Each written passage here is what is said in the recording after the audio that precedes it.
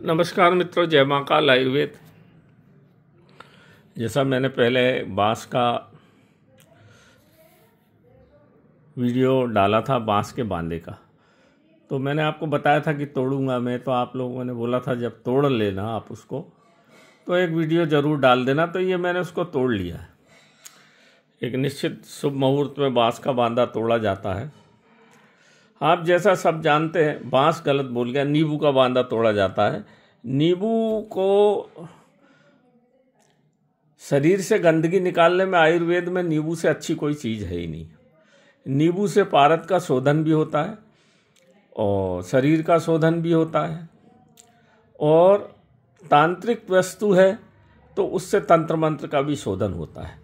एक ये नींबू ही ऐसा फल है, आप लोग सब जानते हैं, तंत्र का उतारे के लिए, शरीर से गंदगी खराब एसिडों को निकालने के लिए, पारे से अशुद्धि को निकालने के लिए, हिंगुल से अशुद्धि को शरीर की किसी भी अशुद्धि किसी भी प्रकार की, चाहे तंत्र की हो, चाहे वात पित्त कफ की हो, चाहे जो भी गंदगी हो, नींबू से ही निकाली जा सकती है। और बांदा एक ऐसी चीज़ होती है, हर वृक्ष में, हर पौधे में एक औषधीय गुण होते हैं और एक दिव्य गुण होते हैं।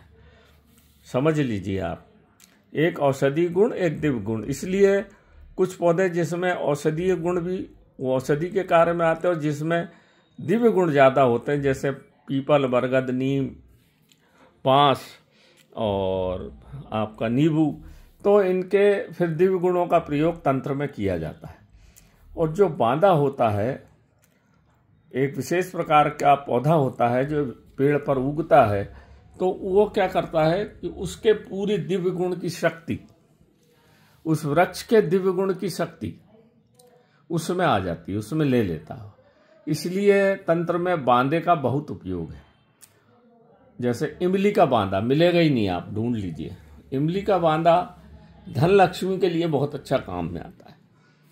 और सफ़ेद पलाश का बांदा मिलेगा ही नहीं, लक्ष्मी के लिए बहुत काम का आता है। और देखो आप, इस जगत में माँ जगत जननी, मतलब माँ काली, माँ लक्ष्मी और माँ सरस्वती, ये तीन देवी से पूरा संसार चलता है। और जितने भी देवता हैं बिना शक्ति के अधूरे हैं।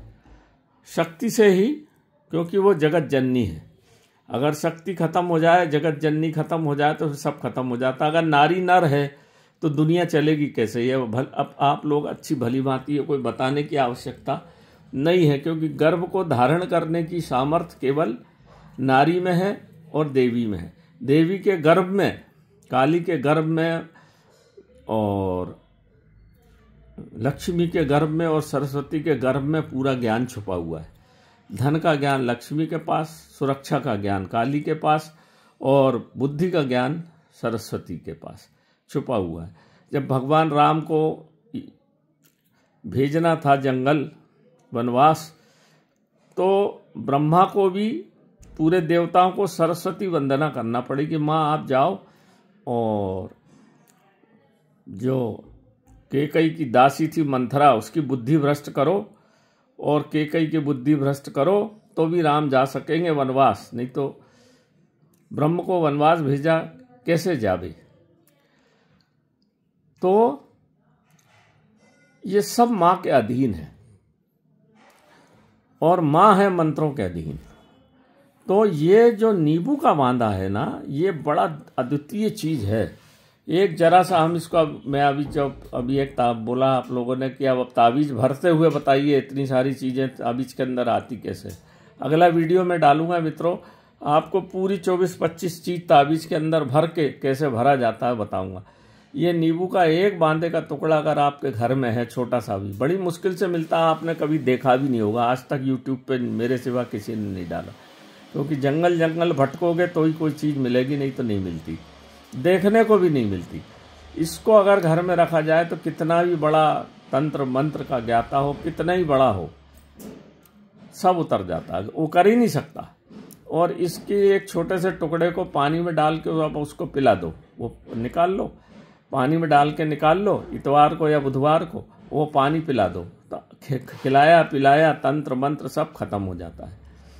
इसको थोड़ा सा टुकड़ा गले में बांध दो, जिंदगी में कोई कभी किसी प्रकार का तंत्र मंत्र का, नींबू के ऊपर कोई मंत्र चलता ही नहीं, और नींबू का बांदा हर प्रकार के मंत्र तंत्र को काटने में अद्वितीय है। ये मैं अच्छे से जानता हूँ। आप किसी भी आप जानते ही हो सब लोग कि नींबू उतार के फेंक दिया, नींबू काट के फेंक दिया। हर देवी देवता के पूजे में हर मंत्र में नींबू का, हर आप कोई भी कपालिक देखो, अघोरी देखो, नींबू जरूर रहेगा उसके पास तंत्र मंत्र में, और फिर उसका बांदा 100 गुना पावरफुल होता है। मित्रों, ये बहुत ही दुर्लभ चीज़ है, बहुत ही दुर्लभ चीज़ है। इसको तोड़ना भी कठिन पड़ता है। इमली का बांदा और नींबू का बांदा ऐसे नहीं तोड़ा जाता। इसको तोड़ने जो जितनी कठिन चीज़ रहेगी, जितनी दुर्लभ चीज़ रहेगी, उसको बड़े पूजा पाठ तंत्र मंत्र सब क्रियाएं करके ही तोड़ा जा सकता है, नहीं तो फिर उसके परिणाम बहुत गंभीर होते हैं। सफ़ेद पलाश का बांदा, नींबू का बांदा, इमली का बांदा, इनको तोड़ने के लिए उतनी ही बड़े तंत्र मंत्र की आवश्यकता पड़ती है। तो ये देख लीजिए मित्रों, यहाँ रखा हुआ है। जिस किसी भाई को छोटा सा टुकड़ा में देता हूँ, आपके घर में बांध दीजिए। किसी प्रकार की दुकान का बंधन कर दिया हो, घर का बंधन कर दिया हो, घर में बालक सुनता नहीं हो, घर में उपद्रव हो रहे हो, इसको अगर आप अपने घर में एक छोटा सा टुकड़ा रखेंगे घर की पूजा स्थान पर, तो वास्तु दोष भी खत्म होता है। मैंने कहा ना, हर प्रकार के दोष को खत्म करने में इसको थोड़ा सा पानी में डाल के घर में पूरा पानी छिड़क दीजिए, घर का शुद्धिकरण हो जाता है। पानी में डाल के इसको पिला दीजिए, शरीर का शुद्धिकरण हो जाता है, तंत्र मंत्र का शुद्धिकरण हो जाता है।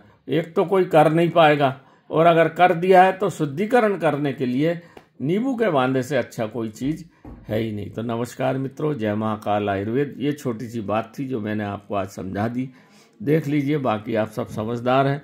आजकल यूट्यूब पे बहुत खतरनाक वीडियो, नकली फर्जी बहुत डाल रहे हैं लोग। जैसे अभी मैं बात करूंगा उसकी अगले वीडियो में।